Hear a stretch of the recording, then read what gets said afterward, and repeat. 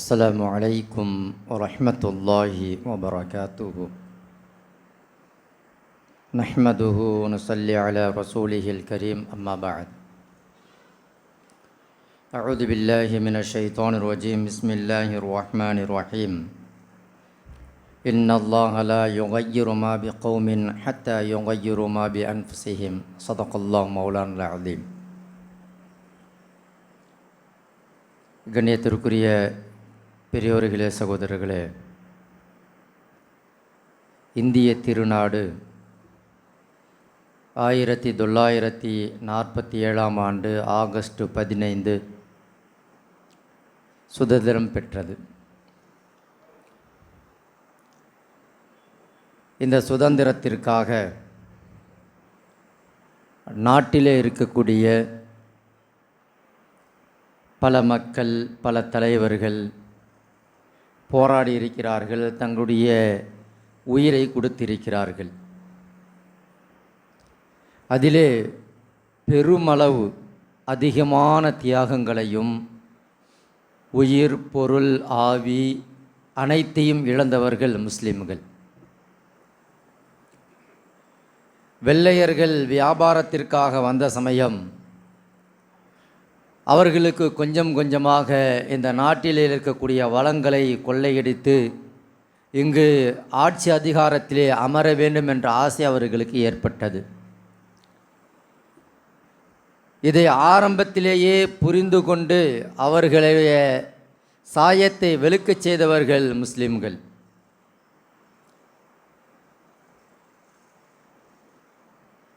முஸ்லிம்களுடைய தியாகத்தை பற்றி பிரபலமான வரலாற்றாசிரியரும் எழுத்தாளருமான குஷ்வந்த் சிங் அவர்கள் கூறுகிறார்கள், முஸ்லிம்கள் இந்திய நாட்டிலே அவர்களுடைய எண்ணிக்கையை விட அதிகமாக தியாகம் செய்திருக்கிறார்கள்.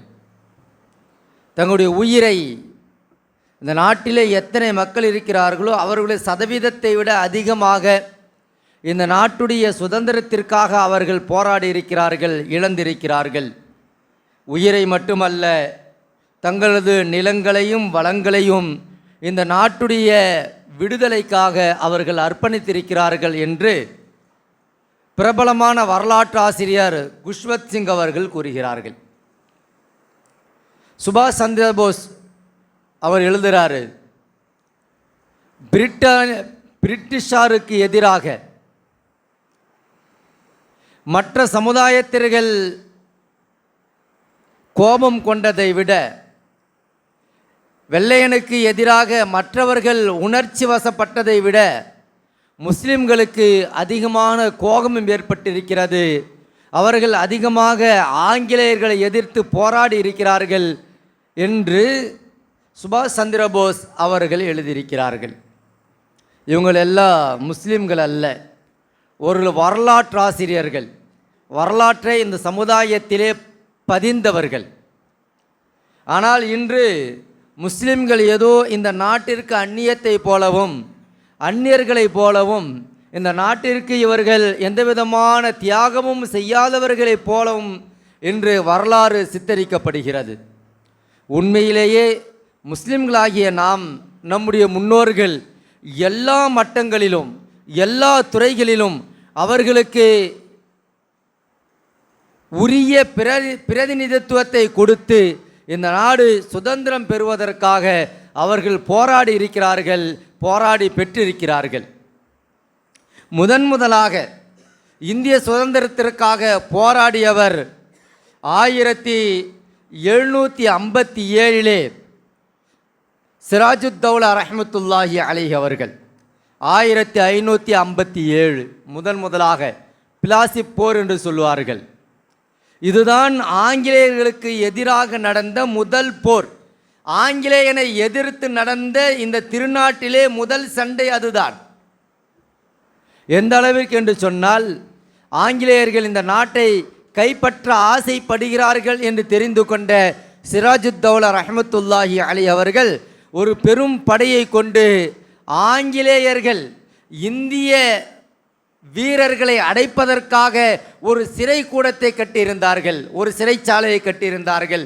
சிராஜுத்தௌலா ரஹ்மத்துல்லாஹி அலைஹி அவங்க வெள்ளையர்களை விரட்டி அடித்து அவர்களை கைதியாக பிடித்து அவர்களிடத்தில் சண்டையிட்டு அவர்களை கைதியாக பிடித்து இந்திய வீரர்களை இந்திய சுதந்திரத்திற்காக போராடக்கூடியவர்களை இந்த சிறை கொட்டத்திலே அடைப்போம் என்று ஒரு சிறைச்சாலையை நிறுவி வைத்திருந்தார்கள் அல்லவா, அந்த சிறைச்சாலையிலேயே ஆங்கிலேயர்களை போட்டு சிறை பிடித்தவர்கள் சிராஜுத்தௌலா ரஹ்மத்துல்லாஹி அலைஹி அவர்கள். சிம்ம சொப்பனமாக இருந்திருக்கிறாங்க. வெள்ளையர்களுக்கு சிம்ம சொப்பனமாக இவனுடைய ஆசையை இவனுடைய நோக்கத்தை புரிந்து கொண்ட சிராஜுத்தௌலா ரஹ்மத்துல்லாஹி அலைஹி அவர்கள் இவனை இனிமேல் இங்கே விடக்கூடாது, இவன் வியாபாரத்துடைய நோக்கத்தோடு இங்கே வரலை, அல்லது அந்த நோக்கத்திற்காக இங்கே வந்திருந்தாலும் கூட இந்த நாட்டுடைய ஆட்சி செய்வதற்காக இந்த நாட்டுடைய வளத்தை கொள்ளையடிப்பதற்காக இவர்கள் திட்டம் தீட்டுகிறார்கள் என்ற நோக்கத்தை புரிந்து கொண்ட சிராஜுத்தௌலா ரஹ்மத்துல்லாஹி அலைஹி அவர்கள் வெள்ளையர்களுக்கு எதிராக முதல் படையை தோற்றுவிக்கிறார்கள். இப்போ இது வெள்ளையர்களுக்கு இது ரொம்ப சிரமமான ஒரு சூழ்நிலை ஆயிடுச்சு. இப்போ பிரிட்டிஷ்லேருந்து கொல்கத்தா துறைமுகத்திற்கு வெள்ளையர்கள் ஒரு படையை கப்பலில் கொண்டு வராங்க. இதை தெரிந்து கொண்ட சிராஜுத்தௌலா ரஹ்மத்துல்லாஹி அலைஹி அவர்கள் கடற்கரை ஓரத்திலேயே இவர்களை விரட்டி அடித்து விட வேண்டும் என்று தமது சிப்பாய்களை ஒன்று திரட்டி கொண்டு கடற்கரைக்கு போகிறாங்க. கொல்கத்தா துறைமுகத்தில் போய் நிற்கிறாங்க. வெள்ளையர்கள் வருகின்றார்கள். இந்த சமயத்தில் சிராஜுத்தௌலா ரஹ்மத்துல்லாஹி அலைஹி அவர்களுக்கு ஒரு பெரிய ஒரு சோதனை நடக்குது. என்னன்னு சொன்னால், தொடர்ந்து 4 மணி நேரம் மழை பெய்யுது. அங்கே பிரிட்டிஷார் அவர்களுடைய ஆயுதத்தையும் அவர்களுடைய சிப்பாய்களும் வந்து கொண்டிருக்கிறார்கள்.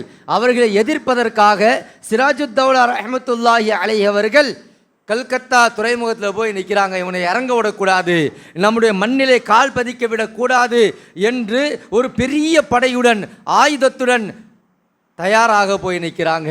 சிராஜுத்தௌலா ரஹ்மத்துல்லாஹி அலைஹி அவர்கள் அந்த சமயத்தில் தொடர்ந்து 4 மணி நேரம் கடுமையான மழை பெய்ததின் காரணமாக சிராஜுத்தௌலா ரஹ்மத்துல்லாஹி அலைஹி அவர்கள் எத்தனை வெடிபொருட்களை வைத்திருந்தார்களோ எதிரிகளை தாக்குவதற்காக ஆங்கிலேயர்களை தாக்குவதற்காக அத்துணை வெடிபொருட்களும் மழையால் நனைந்து இவர்கள் தோல்வியுற வேண்டிய ஒரு இக்கட்டான ஒரு சூழ்நிலை ஏற்பட்டது.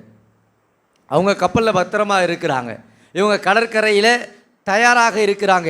இந்த சமயத்தில் கடுமையான மழை பெய்ததின் காரணமாக இவர்களை அந்த ஆங்கிலேயர்களை எதிர்த்து தாக்குவதற்கு இவர்களிடத்தில் ஆயுதங்கள் வேலை செய்யவில்லை.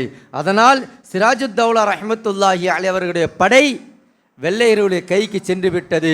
வெள்ளையர்கள் முதலாக சிராஜுத்தௌலா ரஹ்மத்துல்லாஹி அலைஹி அவர்களை கைது செய்கின்றார்கள், கொலையும் செய்து விடுகின்றார்கள்.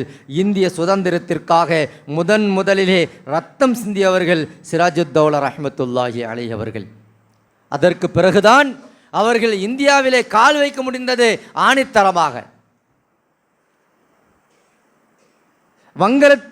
வங்கத்து வேங்கை என்று சொல்லுவார்கள்.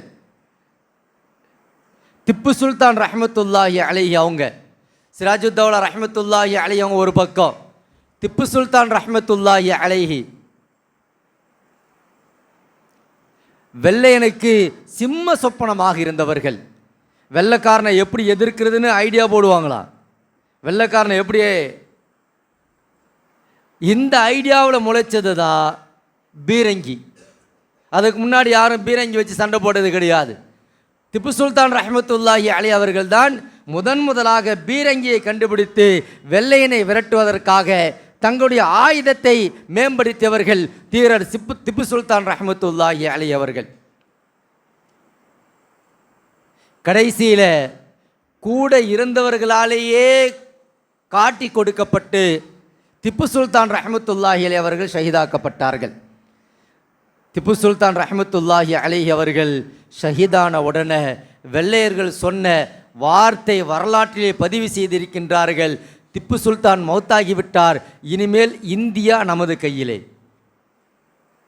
வெள்ளையர்கள் சொன்னார்கள், திப்பு சுல்தான் மௌத்தாகிவிட்டார், அவர் உயிர் பிரிந்து விட்டது, இனிமேல் இந்தியா நம்முடைய கையில், இனிமேல் எங்கு வேண்டுமானாலும் எப்படி வேண்டுமானாலும் நாம் போகலாம் என்று தீரர் திப்பு சுல்தான் ரஹ்மத்துல்லாஹி அலைஹி அவர்கள் ஷஹீதுக்கு பிறகு வெள்ளையர்கள் குதூகலித்தார்கள் என்று வரலாறு பதிவு செய்கின்றது.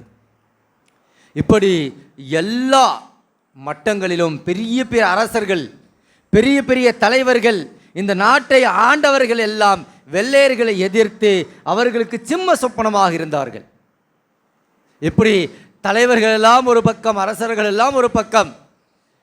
சொல்ல வேண்டும் என்று சொன்னால் சமுதாயத்தில் இருக்கக்கூடிய எல்லா துறையினரும் இந்திய சுதந்திரத்திற்காக முஸ்லிம்கள் எல்லா துறையில் இருந்தவர்களும் பாடுபட்டிருக்கிறார்கள், உழைத்திருக்கிறார்கள். குறிப்பாக உலமாக்களுடைய தியாகம் பெருசு. உலமாக்கள் சொன்னார்கள், இந்திய திருநாட்டிலே வெள்ளையர்கள் மூலமாக எல்லா சமய மக்களும், எல்லா சமுதாய மக்களும் சீரழிக்கப்பட்டு கொண்டிருக்கிறார்கள், அலைகழிக்கப்பட்டு கொண்டிருக்கிறார்கள். ஆகவே எல்லோரும், குறிப்பாக முஸ்லிம்கள், வெள்ளையர்களை எதிர்த்து போரிட வேண்டியது ஃபர்ல் என்று சொன்னார்கள். மற்றவங்கள்லாம் வெள்ளைக்காரங்களோட சமாதானமாக போனால் தான் இந்த இந்தியாவில் நாம் நிம்மதியாக இருக்க முடியும் அப்படிங்கிற கொள்கையில் இருந்தவர்கள். ஆனால் முஸ்லிம்கள் மட்டும்தான் எந்த ஒரு ரூபத்திலும் வெள்ளையர்களுடன் சமாதானம் செய்து கொள்ளக்கூடாது, சமரசம் செய்து கொள்ளக்கூடாது. இன்னும் சொன்னார்கள், வெள்ளையர்களுக்கு கீழே நீங்கள் வேலை செய்யக்கூடாது. வெள்ளையர்கள் மீது இருந்த உச்சபட்சமான கோபம், வெள்ளையர்களுடைய மொழி ஆங்கிலம், அதையும் படிக்கக்கூடாது என்று சொன்னார்கள்.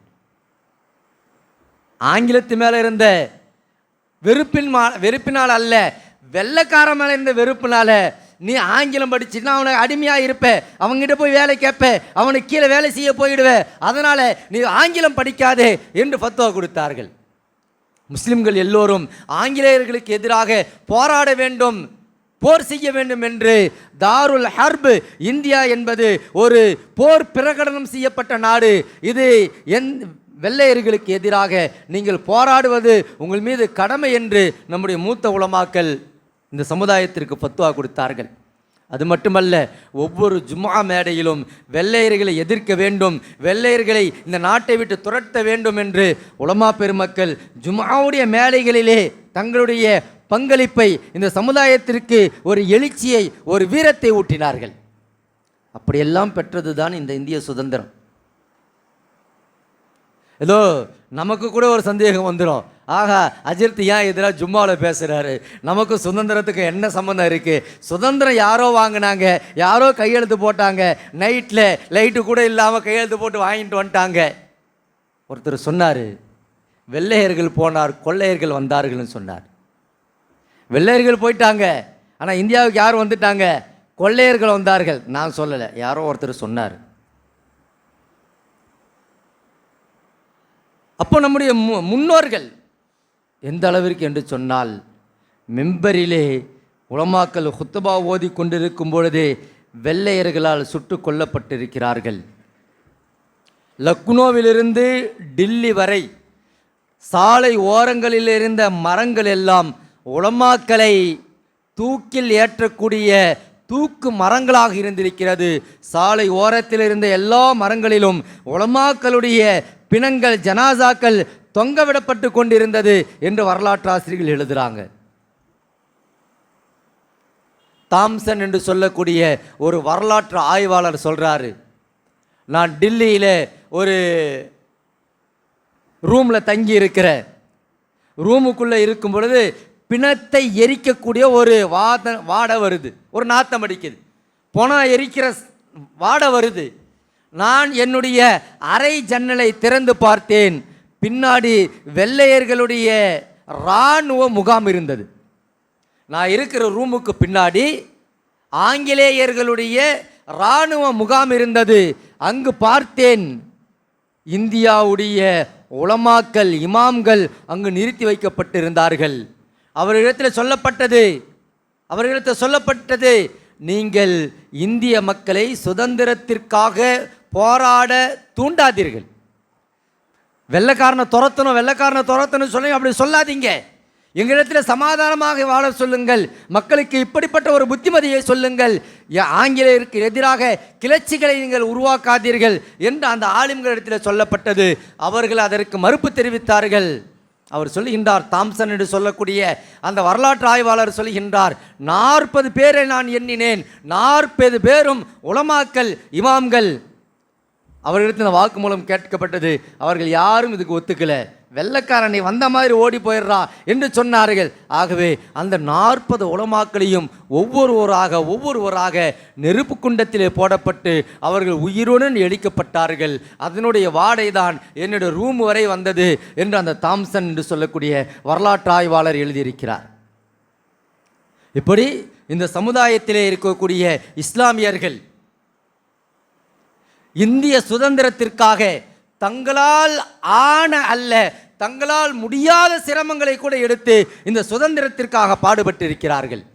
இந்த சுதந்திரம் இந்தியா அந்நியர்களுக்கு கையிலே இருக்கக்கூடாது, நாம் அல்லாஹ்விற்கு மட்டும்தான் அடிமைகள், வேறு எவனுக்கும் அடிமை கிடையாது என்ற சிந்தனையின் காரணமாக வெள்ளையனை இந்த நாட்டை விட்டு விரட்டினார்கள். பெரியவங்க மட்டும் இல்லைங்க, சின்ன புள்ள ஹைர் முகமது அப்படின்னு சொல்லக்கூடிய ஒரு 11 வயது சின்ன புள்ள 1920 சிந்து மாகாணத்தில் மட்லி அப்படிங்கிற ஒரு நகரத்தில் ஒரு பெரிய பொதுக்கூட்டம் நடக்குது. வெள்ளையர்களுக்கு எதிராக, வெள்ளையர்களை இந்த நாட்டை விட்டு விரட்ட வேண்டும், வெள்ளையர்களுக்கு எதிரான ஒரு போராட்டம். அந்த போராட்டத்திலே அந்த மேடையிலே 11 வயது உள்ள ஒரு சிறுவன், அந்த பையனுக்கு பேர் ஹைர் முகமது. அவன் வேகமாக பேசுகிறான், இந்த வெள்ளைக்காரன் நம்ம நாட்டில் விடக்கூடாது, இவங்களை துரத்தணும், நாம் அடிமைப்பட்டு கிடக்கிறோம், இந்திய நாட்டுக்கு சுதந்திரம் வேண்டும் என்று ரொம்ப வீராவசத்தோடு பேசுகிறான். 11 வயசு நிரம்பிய ஒரு சிறுவன். வெள்ளைக்காரன் போலீஸ்காரன் பிடிச்சிட்டான், சிப்பாய்களை பிடிச்சிட்டாங்க, கொண்டு போய் ஜட்ஜுக்கு முன்னாடி நிப்பாட்டுறாங்க, மாஜிஸ்ட்ரேட்டுக்கு முன்னாடி நிப்பாட்டுறாங்க. உன் பேர் என்னன்னு கேட்குறாரு. இவன் சொன்ன ஆசாது. இவன் பேர் உண்மையான பேர் என்னது? ஹைர் முகமது. ஆசாதுங்கிறா. ஆசாதுன்னு சொன்னால் விடுதலை. உன் பேர் என்ன? ஆசாது, விடுதலை. உங்கள் அப்பா பேர் என்னன்னு கேட்குறாரு. எங்கள் அப்பா பேர் இஸ்லாம். நீ என்ன வேலை செய்கிற? கிளர்ச்சி செய்கிறான்னு. அந்த காலத்தில் கிளர்ச்சி செய்வது என்பது பெரிய குற்றம், தூக்கிலே போட்டுருவாங்களாம். வெள்ளைக்காரனுக்கு எதிராக யாராவது பகிரங்கமாக பேசினாலோ சூழ்ச்சி செய்தாலோ அவர்களுக்கு தண்டனை தூக்குதான். இந்த பையன் கொஞ்சம் கூட பயப்படாமல் உன் வேலை என்னன்னு கேட்டானா, கிளர்ச்சி செய்கிறது, உங்களுக்கு எதிராக நாங்கள் கிளர்ச்சி செய்கிறோம்னு சொல்லலாம். எவ்வளோ தைரியம் பாருங்கள். ஒரு முஸ்லீம் சிறுவன், 11 வயதே நிரம்பிய ஒரு சிறுவன் வெள்ளைக்காரனுக்கு முன்னாடி சொல்கிறான், உன் வேலை என்ன? கிளர்ச்சி செய்வது, உங்களுக்கு எதிராக கிளர்ச்சி செய்து இந்த நாட்டை விட்டு உங்களை துரத்துவது என்னுடைய வேலை. அப்போ அவர் கேட்டாராம், அந்த நீதிபதி கேட்டாராம், மாஜிஸ்ட்ரேட்டு, என்னப்பா உனக்கு ஏதாவது ஜாமீன் கொடுக்குறது யாராவது இருக்கிறாங்களா அப்படின்னு கேட்டாராம். எனக்கு ஜாமீன் கொடுக்குறது அல்லாஹ் இருக்கிறான், அவன் போதுமானவன் சொன்னாராம். சரி, எல்லாம் முடிஞ்சு போச்சு, மன்னிப்பு ஏதாவது கேட்குறியா? மன்னிப்பு ஏதாவது கேட்குறியா? ஐயா, நான் இந்த மேடையில் ஏறி ஆங்கிலேயருக்கு எதிராக நான் பேசியது தவறு, மன்னிப்பு ஏதாவது கேட்குறியா? பையன் சொன்னானா, செய்யாத தவறுக்கு நான் ஏன் மன்னிப்பு கேட்கணும்? நான் தப்பே செய்யலையே. இந்தியன் என்ற அடிப்படையிலே இந்திய நாட்டிற்காக நான் செய்ய வேண்டிய கடமையை செய்தேன். என்னுடைய கடமை இது. உன்னை துரத்துவதோ உனக்கு எதிராக கிளர்ச்சி செய்வது என்னுடைய கடமை. நான் இந்த நாட்டில் இருந்து கொண்டு இதை கூட செய்யவில்லை என்று சொன்னால் நான் என்னுடைய நாட்டிற்கு செய்யக்கூடிய துரோகம். ஆகவே என்னுடைய கடமையைத்தான் நான் செய்தேன், நான் எந்த தவறும் செய்யவில்லை, ஆகவே மன்னிப்பு கேட்க வேண்டிய அவசியம் எனக்கு இல்லை என்று 11 வயதுடைய அந்த சிறுவன் சொன்னானாம். கடைசியில் அந்த பையன் சின்ன பிள்ளையா இருக்கிறதுனால தூக்கு தண்டனை கொடுக்காம அவனை ஜெயிலில் அடைத்தார்கள் என்று வரலாறு சொல்லுது. இப்படியெல்லாம் நம்முடைய இந்திய சுதந்திரத்திற்காக, இந்திய திருநாட்டுடைய சுதந்திரத்திற்காக நம்முடைய முன்னோர்கள் சிந்திய இரத்தத்தினால்தான் இந்த இந்தியாவே சுதந்திரம் பெற்றிருக்கிறது. நாம் இந்த சமுதாயத்தில் எத்தனை விழுக்காடு இருக்கிறோமோ, இந்த நாட்டிலே எத்தனை சதவீதம் இருக்கிறோமோ, அதைவிட அதிகமாக நாம் தியாகம் செய்திருக்கின்றோம். ஆனால் நாம் இன்று நசுக்கப்படுகிறோம். நமக்கே கூட நம்முடைய முன்னோர்கள் இப்படியெல்லாம் தியாகம் பண்ணி இருக்கிறாங்களா அப்படிங்கிற ஒரு சிந்தனை வந்துடக்கூடாது. வரலாறுங்கிறது முக்கியம். வரலாறுங்கிறது ரொம்ப முக்கியம். வரலாறை மறந்துட்டோன்னு சொன்னால் நாளைக்கு நம்மளே கூட வந்து சொல்லுவான், நீலாம் என்னடா தியாகம் பண்ணியிருக்க சுதந்திரத்துக்காக அப்படின்னு கேட்டால் நம்மளாம் சொல்லணும். நமக்கு முதல்ல உள்ளத்தில் பதிய வைக்கணும், நம்முடைய முன்னோர்கள் இப்படியெல்லாம் செஞ்சுருக்கிறாங்க, இன்றைக்கி நம்மளை இந்த நாட்டிலிருந்து அந்நியப்படுத்துவதற்காக முயற்சி செய்கிறாங்களே அப்படின்னு நினைக்கணும். இன்னும் சொல்லப்போனால் இப்பொழுது ஆட்சி செய்யக்கூடியவர்களுக்கும் சுதந்திரத்திற்கும் எந்த சம்மந்தமும் கிடையாது. இன்னொரு கட்சி இருக்குது, அவர்கள் பாரம்பரியமிக்கவர்கள், அவர் இந்திய சுதந்திரத்துக்காக போராடியவர்கள். ஆனால் இப்போது நாங்கள் தான் இந்தியாவிற்கு குத்தகை எடுத்திருக்கிறோம் என்று சொல்லக்கூடியவர்களுக்கும் இந்திய சுதந்திரத்திற்கும் எந்த சம்பந்தமும் கிடையாது. இன்னும் சொல்ல போனால் அந்த காலத்திலே நம்முடைய உலமாக்கள் எல்லாம் வெள்ளைக்காரனை எதிர்த்து போராடுன்னு சொன்னாங்க. அவர்கள் சொன்னார்கள், சமாதானம் செஞ்சுட்டு போப்பா, நிம்மதியாக இருக்கலாம்னு சொன்னாங்க. வெள்ளைக்காரனுக்கு எதிராக கிளர்ச்சி செய்யாதே, சண்டை போடாதே, அவனுக்கு இணக்கமாக இருந்து விட்டு போ, அவனிடத்தில் சமாதானம் செய்து விட்டு போ, நீ இந்த இந்தியாவிலே சுதந்திரமாக நிம்மதியாக வாழலாம் என்று இந்தியாவிலே இருக்கக்கூடிய ஒரு கும்பல், துரோகத்தையே வாழ்வாதாரமாக கொண்ட அந்த கும்பல் அப்பொழுது போதித்தார்கள். இன்றைக்கி நம்மளையெல்லாம் பார்த்து நீங்கள்லாம் சுதந்திரத்திற்காக, இந்திய திருநாட்டுடைய விடுதலைக்காக என்ன செய்தீர்கள் என்று கேட்கிறார்களே, இதுதான் நமக்கு ரொம்ப வேதனையாக இருக்குது. அதனால் அஜர்த்து இதெல்லாம் ஏன் ஜும்மாவில் பேசுகிறீங்க அப்படின்னு இல்லாமல் நமக்கும் வரலாறு தெரிய வேண்டும். நம்முடைய முன்னோர்கள் எல்லா தரத்தில் இருக்கக்கூடியவர்களும் பெரும் பெரும் அரசர்கள், தலைவர்கள், இன்னும் சொல்லப்போனால் காயிதே மில்லத் ரஹ்மத்துல்லாஹி அலைஹி அவர்கள் சொன்னார்களாம், இந்திய திருநாட்டை எவன் எதிர்த்து வந்தாலும், அவன் முஸ்லீமாகவே இருந்தாலும் சரி, அவனுக்கு எதிராக நாங்கள் சண்டை போடுவோம் என்று சொன்னார்கள் காயிதே மில்லத் ரஹ்மத்துல்லாஹி அலைஹி அவர்கள்.